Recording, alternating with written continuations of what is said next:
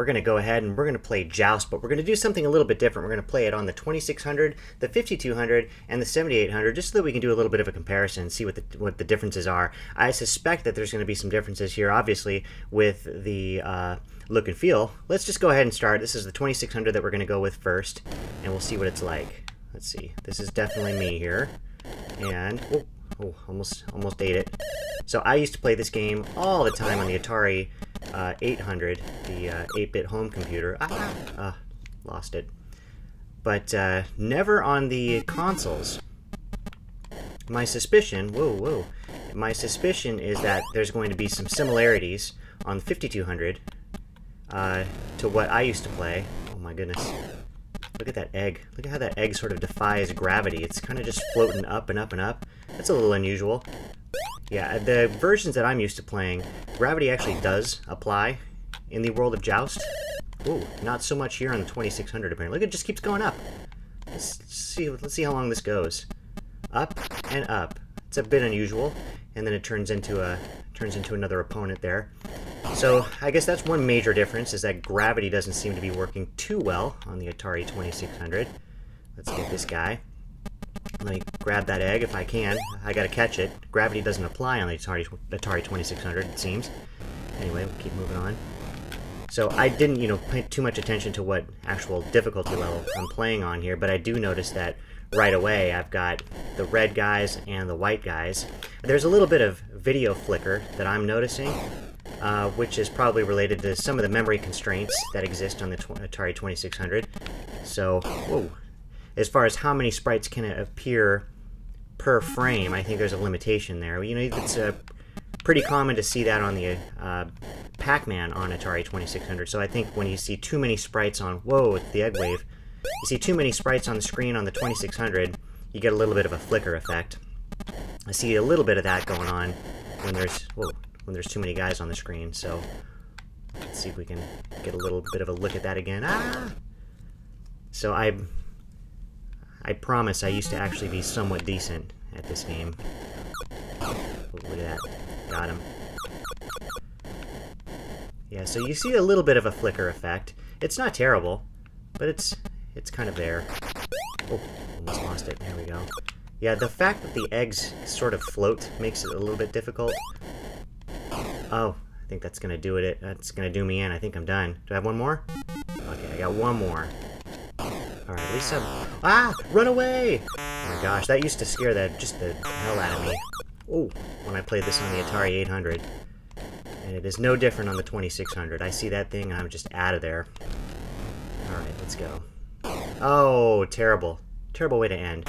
So that'll give you a little bit of a feel for what the game is like on the Atari 2600. Here's the opening screen, obviously. This is, pretty close to, what I'm used to. But what we'll do now is we'll just switch on over to the Atari 5200, and we'll have a look at that and see what that one's like. Alright, here we are on the Atari 5200. This screen looks identical to what I'm used to seeing on the Atari 8-bit home computer. So I suspect gameplay here is going to be super similar to what I'm used to. Let's go ahead and get started. Let's see, how do we start this? There we go. Alright, let's do it. Whoa. I'm definitely kind of used to the physics and the controls of the 2600 after playing for a few minutes. So I need to do a little bit of adapting here before I get the hang of it. There we go. Obviously the graphics are significantly better on the 5200 than they are on the 2600. You have some detail here in the sprites, some detail here in the background that you just couldn't get back in the day. I mean, just the fact that the platforms are shaped so differently. I mean, that just the shape alone is significantly different on the 5200 than the 2600, but then also the colors are also significantly different. Having some drone. Whoa, I see a bad guy. Here he comes. Get this guy, and we're good. Whoa, almost landed on that as it dissolved away. That was the other thing, is the whole dissolving of the platforms. Like, that was an effect that was just too expensive on the Atari 2600, so you just didn't have that. This guy. The double whammy. Got a bad guy coming at me. There we go. Moving right along here. Wave 4. So I started off on the intermediate difficulty, but I don't see any of the more manic white opponents Don't see... Oh, I ate it. Don't see any of the blue guys yet. Don't usually see the blue guys for quite a while, or at least not until one of the eggs of a white opponent hatches. That's when I started to see the blue guys back in the day.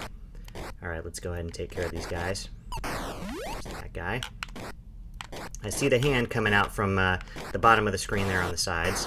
That guy's up to no good. I gotta hurry up and complete this level, or else I'm gonna see that extremely frightening, what's it called? Alright, here we go.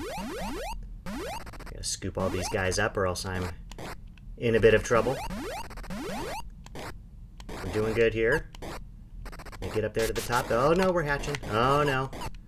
Oh no, we're hatching. Oh boy. Alright, let's take care of business here. Got that guy. Oh, he got me. Alright, pretty fancy respawn. The sounds, I noticed, the sounds are not too dissimilar from the Atari 2600, but the visuals are significantly different. A lot more arcade-like in this one. So the Atari 7800, I've actually never played that version. I'm not sure if we're going to notice anything different, or if we're going to see significant differences. Let me get down here where all the action is. Oh!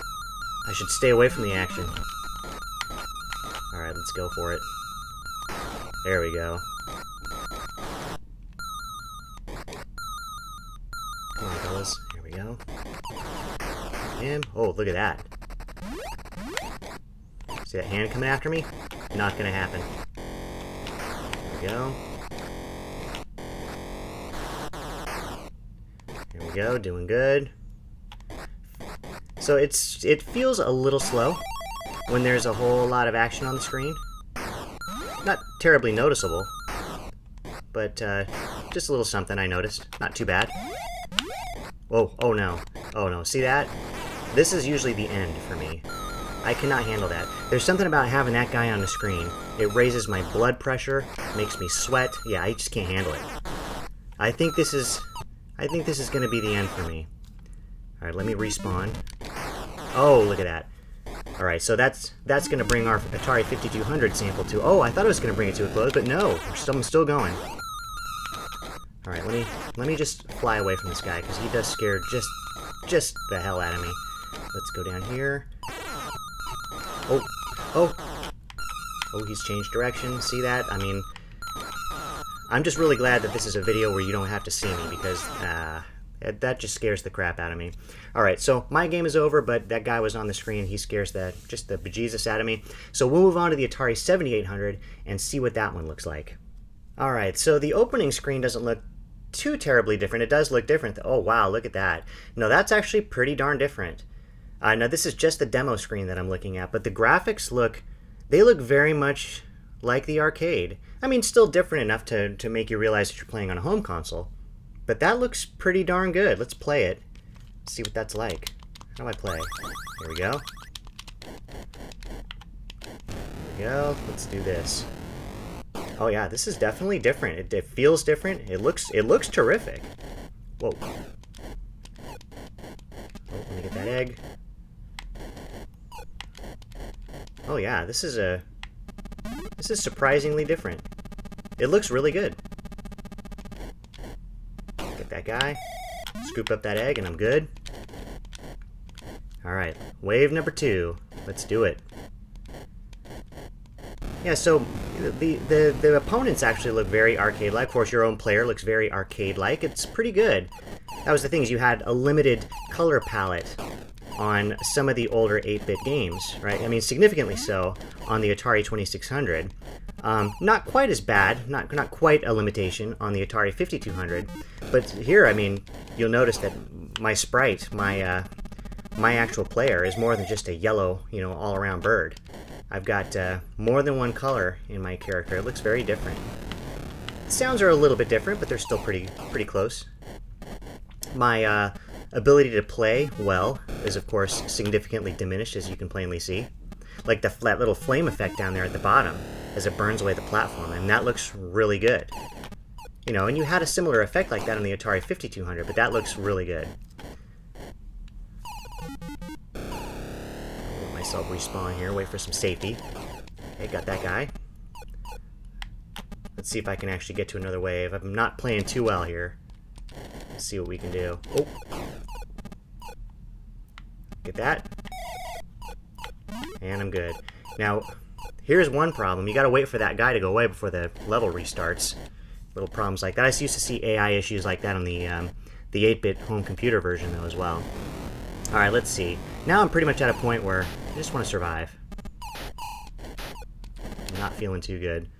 That little hand down there is grabbing our bad guys. Sometimes you like the hand. Other times, not so much. There we go. Oh my gosh. Oh, my game is over.